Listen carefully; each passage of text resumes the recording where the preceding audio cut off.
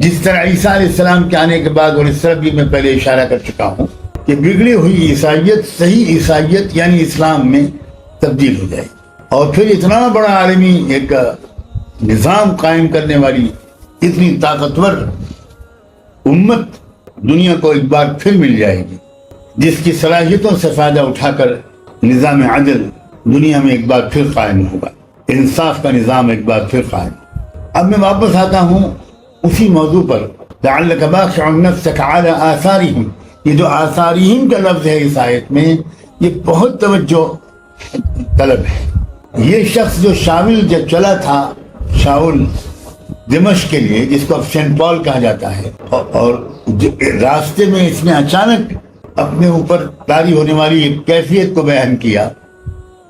اور اس کے بعد اب یہ مبلغ بن کر پہنچا، اور اس نے عیسائی مبلغ کا ایک شاندار بحروب دھارا، اور عیسائی جو تھے شام کے، وہ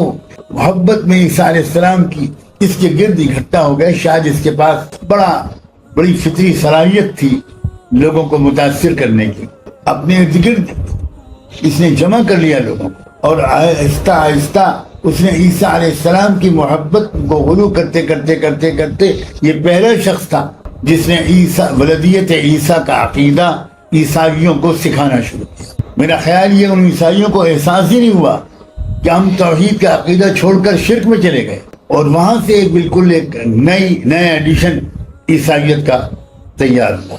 جو رومن امپائر تھی اس وقت بت پرست لوگوں کے ہاتھ میں تھی وہاں کی حکومت، تو وہ پوری طرح روک رہی تھی، سخت مخالفت اور مزاحمت کر رہی تھی، لیکن پھر بالآخر کچھ عجیب و غریب واقعات پیش آئے کہ رومیوں کا جو بت پرست بادشاہ تھا کانسٹنٹائن،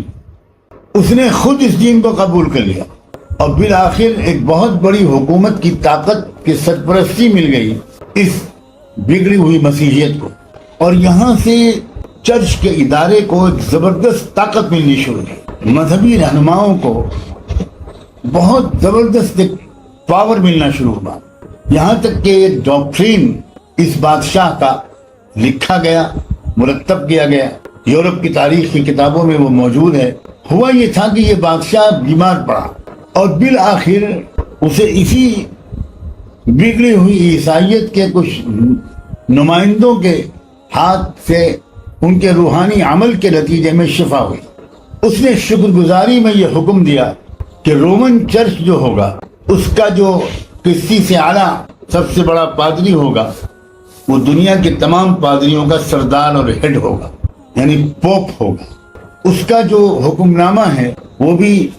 اگر آپ گرینڈ کی تاریخ یورپ پڑھیں، ہسٹری آف یورپ، تو اس میں آپ کو اس کا پورا ٹیکسٹ مل جائے گا۔ یعنی وہ روم جہاں دعویٰ کیا جاتا تھا کہ عیسیٰ علیہ السلام کے حواری پطرس، جن کا اصلی نام شمعون تھا، وہ وہاں مدفون ہیں، یعنی عیسیٰ علیہ السلام کے صحابی، اور وہیں یہ سینٹ پال کا بھی مدفن بنایا گیا۔ اس نے اتنا اونچا مقام حاصل کر لیا، اور پھر بالآخر یوں سمجھیے کہ بگڑی ہوئی مسیحیت ہی اصلی مسیحیت کی شکل میں دنیا کے سامنے آ گئی۔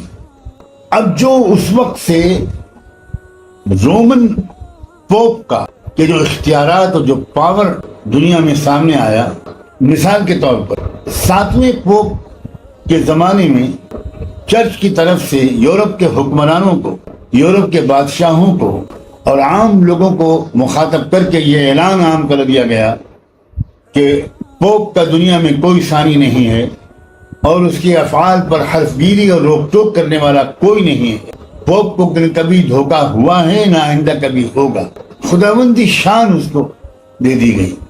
یہاں تک کہ پوپ کے بادشاہوں کو معزول کر دینے کا بھی اختیار تھا۔ یہ کہا جانے لگا کہ انسانوں کی تکبر نے بادشاہوں کی قوت پیدا کی، اور خدا کے رحم نے بشپس کی قوت پیدا کی۔ جو لوگ یورپ کے اس دور کی تاریخ کا مطالعہ کیے ہوئے ہیں وہ جانتے ہیں اچھی طرح، بادشاہوں کو ڈرانے دھمکانے کے لیے پوپ کی طرف سے یہ اس طرح کی رولنگز بھی آتی رہتی تھی کہ خدا نے ہمیں بادشاہوں اور شہنشاہوں کا سرتاج بنایا ہے، تاکہ ہم اس کے نام سے یعنی اس خدا کے نام سے جسے چاہیں اکھاڑ پھینکیں اور تباہ کر دیں، اور جب چاہیں تو نئی عمارت تعمیر کر دیں۔ یہ بھی کہا جاتا تھا کہ اگر دنیاوی حکومت سے غلطی ہو جائے تو روحانی حکومت اس کی اصلاح کر سکتی ہے۔ طاقت کا مرکز، زیادہ بڑا مرکز چرچ بن گیا۔ ہاں، اور یہ بھی، اور اگر روحانی حکومت سے کوئی غلطی ہو تو اس کی اصلاح کرنے والا صرف خدا ہے۔ اب کوئی روک ٹوک، کوئی احتساب مذہبی قیادت کا کسی وقت بھی کسی بھی لیول پر کوئی نہیں کر سکتا۔ اب یورپ کے حکمراں، یورپ کے عوام اس روحانی حکمراں اور پوپ کے نمائندوں کے آہنی پنجوں میں، فولادی شکنجوں میں اس طرح جکڑے ہوئے تھے کہ بیچارے بلا چون و چرا پوپ کے احکام کی تعمیل کرنے کے سوا ان کے سامنے کوئی چارہ نہیں تھا۔ کہنے کو تو عام طور پر پبلک پر حکومت یہ حکومت کرنے والے کرتے تھے، لیکن حقیقتاً یورپ کے عام باشندے وہ چرچ کے حکموں کی خلاف ورزی کے بارے میں سوچ بھی نہیں سکتے تھے، اور عام باشندے کیا حکمراں بھی نہیں سوچ سکتے۔ اسی دور میں گناہ کے اعتراف کا، کنفیشن آف سن کا ایک نیا سسٹم چرچ نے چلایا۔ یہ ایک ایک انسان کو اپنا غلام بنائے رکھنے کی عجیب و غریب ایک تدبیر تھی۔ ہر 1-2 میل کے فاصلے پر کوئی چرچ ہوتا تھا، اور وہ چرچ کیا ہوتا تھا، یوں سمجھیے کہ جیسے وہ پوپ کے پولیس اسٹیشنز ہوتے۔ ان کا کام یہی تھا کہ توبہ کرنے والے کے گناہوں کی فہرست وہ تنہائی میں بیٹھ کر اس گنہگار سے سنیں، کیا کیا تم نے گناہ کیا، اور پھر اس وقت ایک ڈیل طے ہوتی تھی کہ ہاں بھائی تم اگر اتنا تم مال خرچ کرو تو تمہارے گناہ سب معاف کر دیں گے، اور اس ڈیل کے نتیجے میں مغفرت نامہ عطا کر دیا جاتا۔ مغفرت نامے کے الفاظ کچھ اس طرح کے ہوتے تھے کہ ہمارا رب مسیح تجھ پر رحم کرے، معاذ اللہ، ہمارا رب مسیح تجھ پر رحم کرے، اور جن مقدس تکلیفوں کو اٹھا کر یعنی سولی پر چڑھ کر مسیح کو جو حقوق حاصل ہوئے ہیں ان کے معاوضے میں تیرے گناہ معاف ہوں۔ یعنی اس کا کیا مطلب ہوا کہ جو مسیح کے نمائندے تھے، پطرس اور سینٹ پال، عظیم پوپ صاحب، انہوں نے جو اقتدار ہم کو دیا ہے کہ تمہارے سارے گناہوں کو میں معاف کر، جو کچھ بھی تم نے کیا ہو وہ سب معاف ہو جائے گا۔ اس لیے ایسے گناہ جو تو کر چکا ہے وہ بھی ہم نے معاف کیے، ایسے گناہ جو آئندہ تجھ سے سرزد ہوں گے وہ بھی ہم نے معاف کیے۔ اب میں تجھے کلیسا اور چرچ کے رازوں میں شریک کرتا ہوں۔ اور آخر میں لکھا ہوتا تھا کہ اب جو تو مرے گا تو عذاب کے دروازوں کو اپنے اوپر بند پائے گا، اور فردوس، جنت الفردوس کے دروازوں کو اپنے اوپر کھلا پائے گا۔ یہ مغفرت نامہ ایشو ہونے، باقاعدہ فیس اس کی ادا کرنی پڑتی تھی، اور یہ ایک بہت بڑا بزنس ہو گیا چرچ۔ لوگوں کی پرائیویٹ زندگی کی کمزوریوں کا علم یہ کلیسا کے پاس ایک ایسا شکنجہ تھا، اعتراف گناہ کے بہانے، کہ عوام دیکھتے تو تھے لیکن کچھ کر نہیں سکتے، کچھ بول نہیں سکتے۔ لوگوں کا مال، لوگوں کی جان، ان کی عزت و آبرو، یہ گویا چرچ کے ہاتھ میں آ گئی۔ اب کیا ہوا اس کے نتیجے میں؟ چونکہ چرچ میں جو پادری ہوتا تھا وہ شادی نہیں کر سکتا، جو ننس ہوتی تھی وہ بھی شادیاں نہیں کر سکتی۔ اب اس کے نتیجے میں جو گندا ماحول چرچوں میں، چرچ کے وہ تقدس کی آڑ میں بنتا چلا گیا، وہ بہت ہی افسوسناک کہانی ہے، اور اس نے مذہب کی تصویر اس قدر مسخ کی ہے کہ اللہ کی پناہ۔ یہ عقیدہ کہہ دیا گیا کہ جو شادی شدہ ہوگا اس پر شیطان کے اثرات ہوتے ہیں، اس لیے جو لوگ چرچ میں آنا چاہتے ہیں اور یہاں آگے بڑھ کر خدمت کرنا چاہتے ہیں وہ شیطانی اثرات سے محفوظ رکھنے کے لیے شادی نہیں کر سکتے، مردوں کے لیے بھی عورتوں کے لیے۔ لیکن یہ سب باتیں دکھاوے کی تھیں، انسان کی فطرت سے کوئی لڑ نہیں سکتا، تو وہ عیسائی مرد پادری اور ادھر خواتین جو چرچ کی خدمت میں رہتی تھیں، اب ان کے درمیان کس طرح کے رشتے قائم ہوتے چلے جا رہے تھے، اور آپ سمجھ سکتے ہیں۔ ان چیزوں کی وجہ سے عوام کے اندر مذہبی لوگوں سے اور مذہب سے ایک نفرت اگر نہ پھیلے تو پھر کیا پھیلے؟ لوگوں کے اندر یہ شعور نہیں ہوتا۔ عام طور پر جب تک کوئی مصلح یہ شعور پیدا کرنے کی کوشش نہ کرے کہ بھئی یہ خرابی اصل مذہب کی نہیں، یہ کہیں نہ کہیں ان لوگوں نے مذہب کو بگاڑا ہے، تبھی یہ حقوق ان کو حاصل ہوئے ہیں، ورنہ خدا کی طرف سے اترا ہوا وہ نسخہ کیمیا، نسخہ اصلاح کبھی بھی اس قسم کی باتوں کو جسٹیفائی نہیں کر سکتا۔ قرآن مجید نے اس راہب طبقے کے طرف ایک جگہ اشارہ کرتے ہوئے ارشاد فرمایا ہے کہ وہ کثیر منہم فاسقون، ظاہر ہے یہ تو ہونا ہی تھا۔ پھر حلال کو حرام کر دینا، حرام کو حلال کر دینا، سارے اختیارات ان کے ہاتھ میں۔ یہ بات بالکل عام تھی کہ مرتے وقت، سکرات کے وقت علاقے کا پادری بلایا جاتا تھا، وہ مرنے والے کے سرہانے کھڑے ہو کر اب وہ عجیب غریب قسم کا مراقبہ کرتا تھا اور بتاتا تھا لوگوں کو کہ مرنے والے کی روح کو لینے کے لیے کالی کالی آنکھوں والی خبیث روحیں اتر رہی ہیں۔ اور پادری بتاتا تھا کہ لوگوں کو، لوگ کہتے تھے کہ کچھ کیجئے حضور، کچھ کیجئے، تو پھر وہ بارگیننگ ہوتی تھی، وہ بتاتے تھے کہ یہ ہمارے چرچ کے نام سے آپ کچھ پراپرٹی وقف کریں اور کچھ منت مانیں کہ یہ کریں گے اور یہ کریں گے، آپ لوگ یہ کریں گے۔ جب سب کچھ ڈن ہو جاتا تو پھر دوبارہ مراقبے میں جاتے پادری صاحب اور پھر مسکراتے ہوئے چہرے کے ساتھ بشارت سناتے کہ خبیث روحیں واپس ہو گئیں اور مجھے دکھا دیا گیا کہ نورانی ہستیاں، پاک روحیں اب اتر رہی۔ یہ جو پیروں کا، مجاوروں کا، یہ جو مذہبی ایک دجالوں کا یہ جو گروہ ہے، یہ ہر قوم کے اندر اس نے بہت نقصان،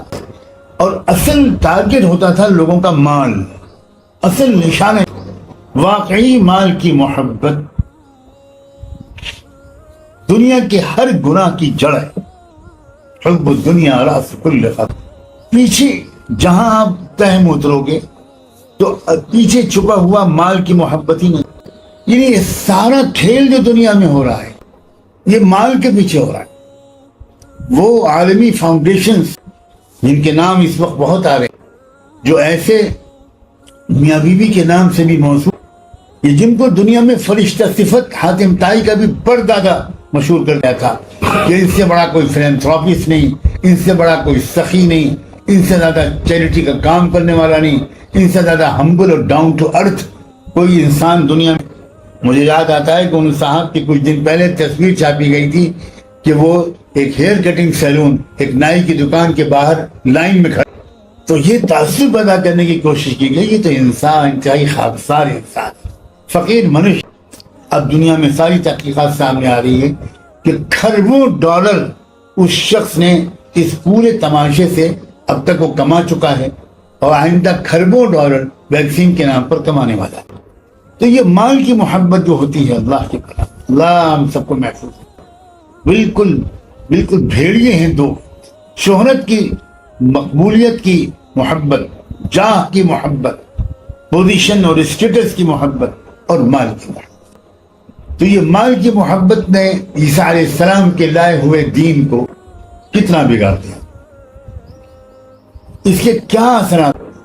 اب آگے اس کے بعد اب جو غریبوں کے اندر جو رد عمل ہوا، جو مزدوروں کے اندر رد عمل ہوا، جو پڑھے لکھے لوگوں کے اندر مذہب سے جو نفرت پیدا ہوئی ہوگی، اس کا اندازہ کیجیے۔ کیونکہ انسان اتنا زیادہ آبجیکٹو مزاج دے کر ہر آدمی نہیں پر کہ وہ یہ کہے کہ یہ تو ان صاحب کی غلطی ہے، مذہب کی غلطی، یہ اتنا زیادہ باریک فرق لوگ نہیں کر پاتے۔ وہ تو کہتے ہیں یہ سارے ملا اور سارے مذہبی لوگ یہ سب ایسے ہی ہوتے ہیں، مذہب کے یہ سچی بات یہ ہے کہ چرچ کے نام پر جو ایکسپلائٹیشن کا عالمی نظام قائم ہوا، اللہ کیا ہمارے ملک کے مندروں میں اربوں اور کھربوں روپیے نہیں نکلتے؟ کیا بھولے بھالے لوگ بیچارے ذرا سا پریشانی میں مبتلا ہوئے بھاگے، مٹھ میں گئے، مندر میں گئے، پنڈت جی کو کچھ چڑھاوا دیا، کچھ دان دیا، کچھ پیش کیا کہ یہ بلا ٹال دو، وہ جادو ہو رہا ہے، یہ شیطانی اثرات ہے، یہ ہے، اور ہر چیز کی فیس ہوتی ہے۔ ہر قوم کے اندر یہ انحراف اور گمراہی آئی ہے، میں بالکل صاف قرض کر رہا ہوں۔